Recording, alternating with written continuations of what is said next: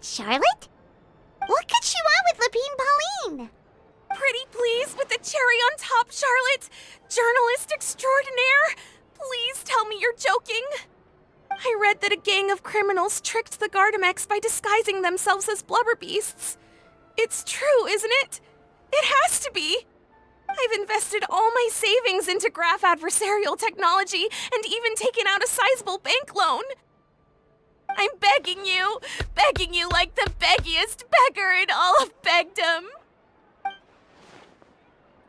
Okay. I need you to calm down a little, Miss Lepine-Pauline. I admire your passion for your research, and I don't mean to dash your hopes for those, big-ticket orders. But I'm afraid I'm not joking. The Blubber Beast incident was a short story mailed to us by an anonymous amateur author, written in the style of a true story. Oh, Paimon sees what happened here. Sounds like the report Lepine-Pauline read in the Steambird wasn't in the news section after all. Funnily enough, I actually remember being in a meeting where the editing team was debating the potential risk of misleading the public with this story. They even went to Maison Gardiennage for advice. But to our surprise, they fully supported us printing it. They figured that the false intel would be a great way to dupe potential criminals into wearing ridiculous costumes when breaking the law. In truth, Gardamex are extremely sophisticated in their capabilities. They can identify criminals just as reliably as the best human guards, so a crude disguise isn't going to get you far. If anything, it'll just make you stand out all the more. Since we ran that story, the Maison Gardiennage has made a slew of arrests, including, one phantom blubber beast, a titanic red-crowned finch, and a specter man. So I knew this story had helped out law enforcement, but this is the first time I'm learning of an innocent citizen being deceived by it, and investing so much mora for nothing.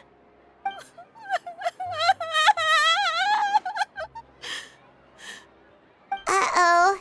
So Lepine-Pauline's whole research project is based on a fictional story? Which means we're not gonna get a big bonus after all. But more importantly, she's gonna lose everything she's invested. Traveler! Paimon! You're back! I was in the area taking some photos for a story when I got to talking to Miss Lepine-Pauline about her research. She told me about your collaboration. She was hoping I could write an article to spread awareness about image recognition technology. She even paid me for the article and gave me one of her prototype devices before I could get a word in. I unfortunately had to dash her hopes, and I'm afraid all your hard work was in vain too. She's desperately trying to find a way to rescue the project and get you the mora you're due. I've tried to let her down gently, but she's finding it all very hard to accept. This is a new situation for us too. It's such a pity. It seems like the author was only trying to make the story interesting, and the Maison Gardiennage only had Fontaine's best interest in mind. Wait, Miss Lepine-Pauline, what are you doing? I'm gonna pick a fight with a Gardamex, head to the Opera Epiclese, and get a one-way ticket to the Fortress of Meropide. That way, I won't have to repay my debts. It's the only way I can afford to keep on living. Whoa, there's no need to go that far. I mean, come on, look at you. You wouldn't even dent the Gardamex armor. In all likelihood, they'd only hold you up at the Maison Gardiennage for a few days before letting you out, and then you'd still have to repay your debts. Actually, instead of going into the technicalities of that, how much did you actually invest? How bad can it really be? 270,000 mora. Okay, well, escaping to the Fortress of Meropide over a sum like that seems like a last resort. Surely there must be other options. Not anymore. I used to be an equipment supplier to the Fontaine Research Institute before that blew to pieces, and now I'm just a small-time engineer. I scraped together some savings over the past few years, but I put every last mora into this project, and now I'm left with nothing. It's not just my savings that are gone. It's my whole future as a graph adversarial technology specialist and my dreams of becoming a billionaire one day.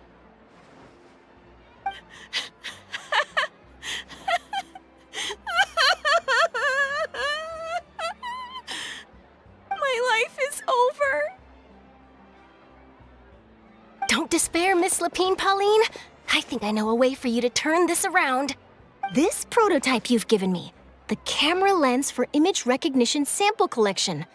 It's really quite something. You said you designed it specifically for high-fidelity image capture and analysis, yes? The rapid focal length adjustment is a very useful function in its own right. It's sure to make many journalists' jobs much easier. In fact, I'd say it has the potential to revolutionize Fontaine's news media. So your research efforts thus far are by no means in vain. The technology you've developed may have many applications that you've never even considered. Really? Absolutely. I've been working as a journalist for the Steambird for a long time now. No one understands the issues we journalists face on a day-to-day basis better than me. So keep calm, take heart, and start thinking about mass production. In the meantime, I'll show your invention to all my colleagues to drum up interest in your product. I can't believe it! If this is true, then I can look into setting up a whole camera lens development pipeline. My big-ticket orders and billionaire aspirations are still in the cards. Oh, maybe I should consider taking out another loan. That way, I can rapidly improve the lens production process, be the first to market, and prepare to battle for dominance in the camera industry. Come on! Stop daydreaming about your pipelines for a minute. Just take it one step at a time and see how it goes. There's no sense in putting all your eggs in one basket before things are even off the ground. And I can probably speak to some people I know and license my image recognition device to a workshop to raise some funds. I can't believe I didn't think of this sooner. There's no time to lose. I need to get to work. Early bird gets the worm. Can you believe her? She just ran off. Paimon's pretty sure our advice went in one ear and out the other. It's understandable. When inspiration and passion strike at the same time, it's all too easy to throw yourself headfirst into your work and forget about everyone around you. A lot of journalists are the same way when they're first starting out. But don't you worry.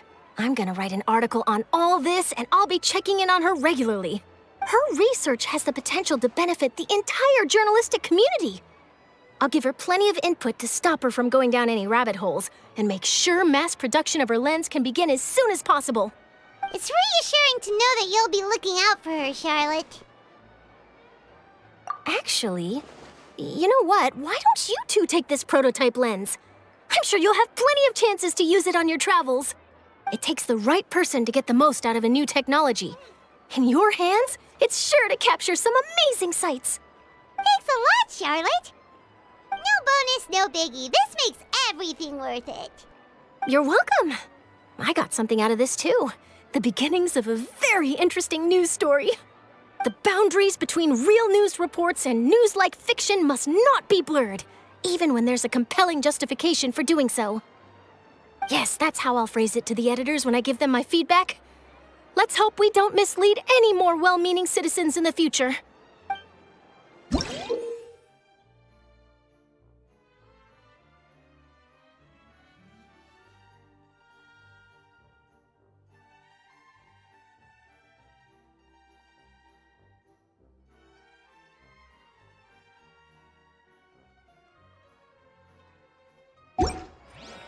There's no such thing as pure freedom in this world.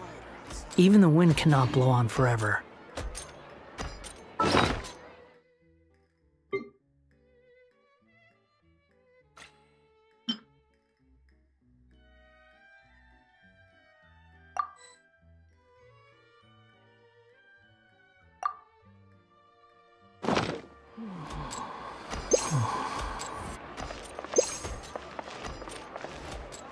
I heard down the grapevine that Chiaria Boutique.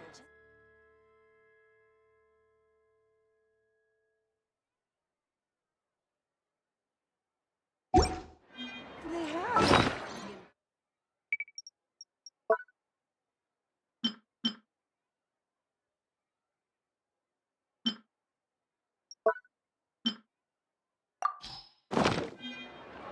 There's no need to exchange pleasantries.